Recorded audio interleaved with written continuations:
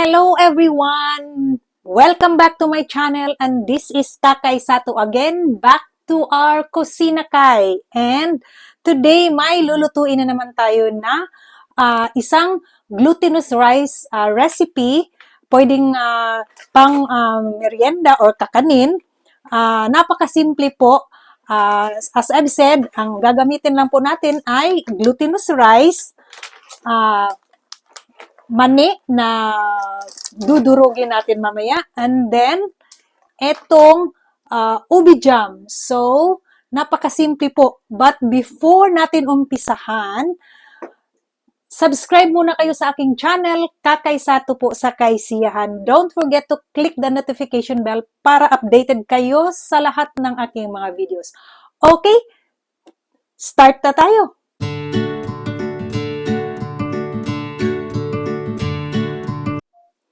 Okay, so umpisahan na po natin. First, dudurugin muna natin yung ating peanut para sa ating coating mamaya. So, kuha lang tayo ng ziplock kasi yung ziplock mas makapal. So, pag dinurog natin mamaya, hindi po siya mabilis na mabutas kasi makapal po yung ziplock, okay? So, damihan natin para marami, lahatin na natin to. Okay. So, durugin lang po natin. Leave natin ng hangin konti para hindi siya Okay, ganyan lang po. Yan. Durugin lang po natin.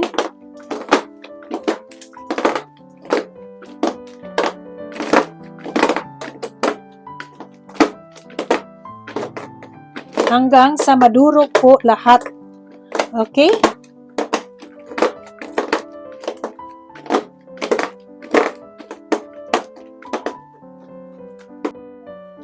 So, tapos na nating madurog yung ating mani. Ito na po siya. So, itabi lang po natin. So, hindi masyadong durog para meron pa naman pag natin, kinoting natin mamaya, may mga buo-buo siya. Mas masarap na makakagat tayo, okay? So, ito na ang ating next na gagawin. So, ang ating glutinous rice. So, 1 cup glutinous rice po tayo.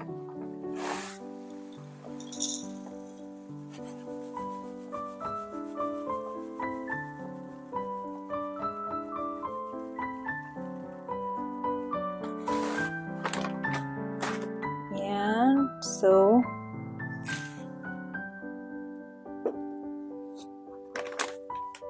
dagdagan na natin kahit 1/2. Baka mapasarap tayo mamaya, okay? So, 1 and 1/2 glutinous rice. And, lagyan natin siya ng water, dahan-dahan.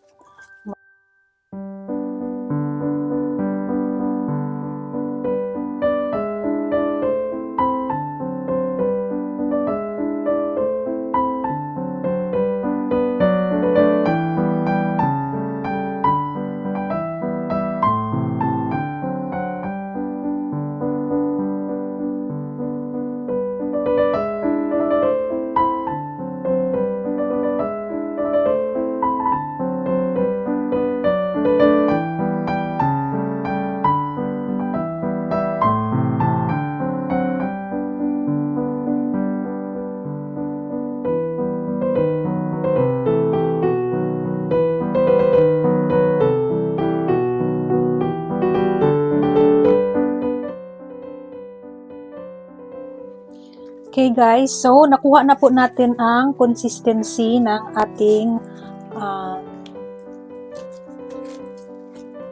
glutinous rice. So, eto na po siya. So, ang gagawin natin, magbibilog tayo ng nito. Bilugin natin. So, depende na po sa inyo kung gaano kalaki yung ibibilog nyo. So, ganyan.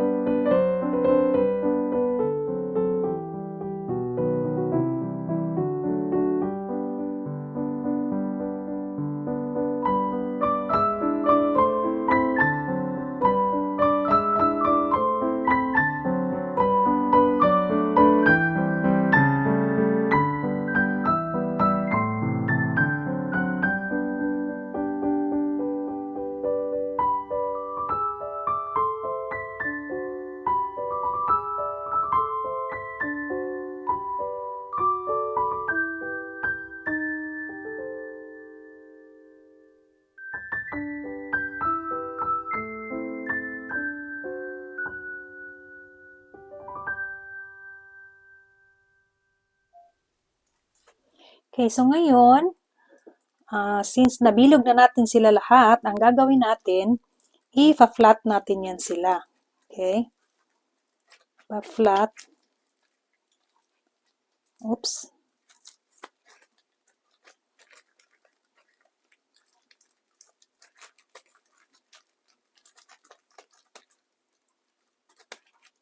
Tapos, lagyan natin ng ubi jam. Yan, lagyan natin ng ubi jam sa gitna.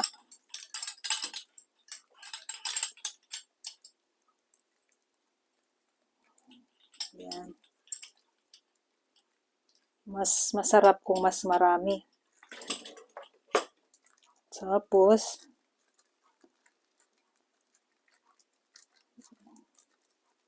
bilogin natin ulit. Yan.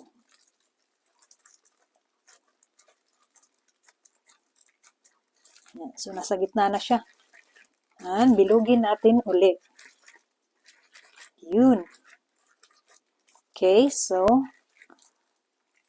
done na po tayo sa first.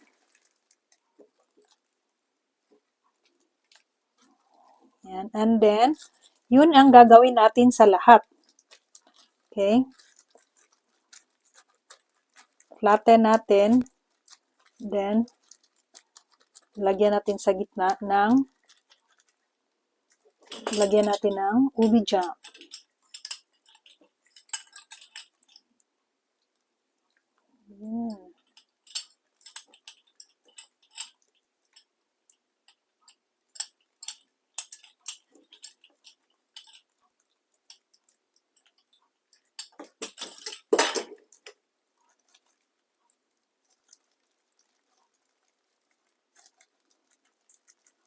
Then, ganun-ganun lang po.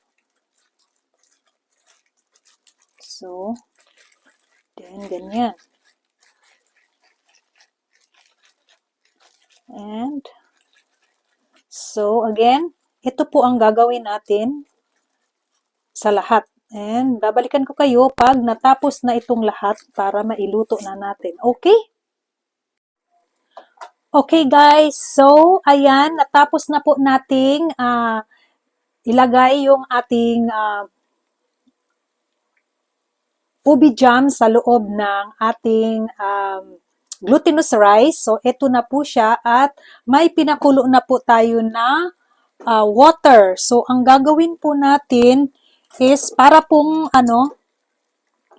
palitaw na ilulubog natin siya sa water. Ganun lang po kasimple. Pero kailangan natin wait lang, at kailangan nating buo pa rin yung bilog niya. Mag-gloves muna tayo. Okay. So, umpisahan natin dito. Okay, so ito na po.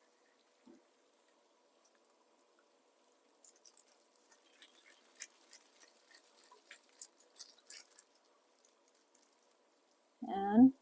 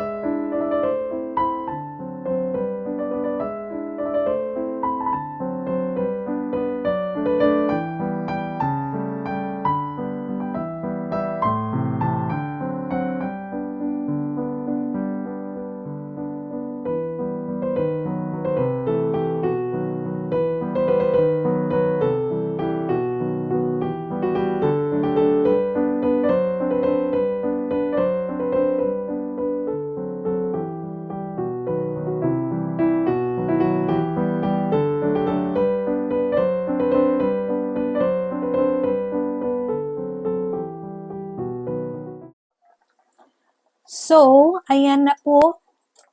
Lumulutang na po sila, kaya hanguin na po natin.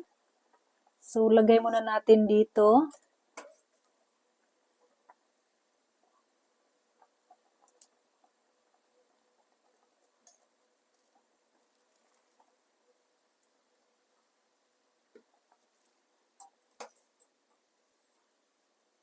Ayan, nag-expand sila, guys.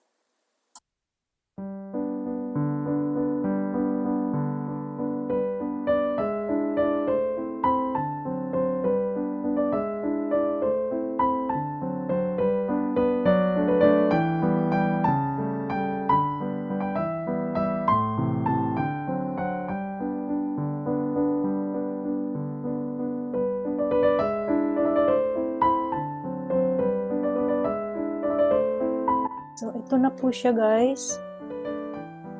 So, ito po ang naluto na. And, ang gagawin natin is i-roll natin sa ating mani. Ayan.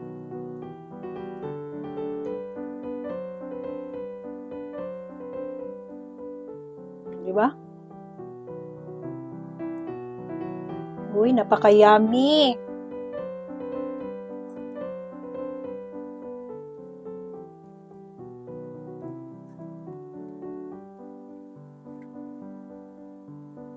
So, ito po ang ating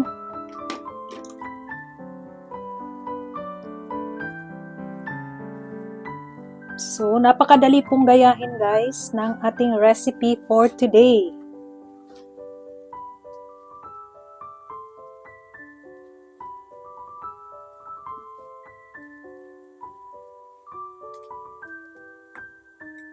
Ayan.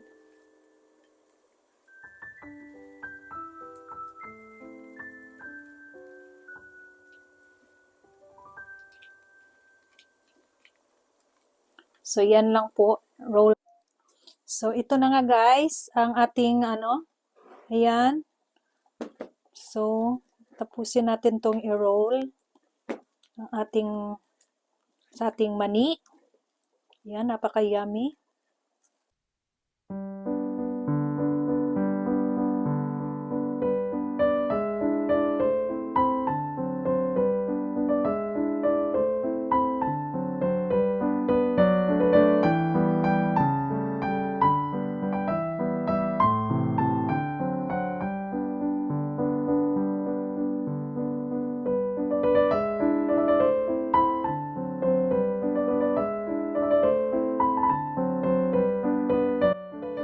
So guys, finally luto na po. Ito na po ang ating nagawang glutinous rice na may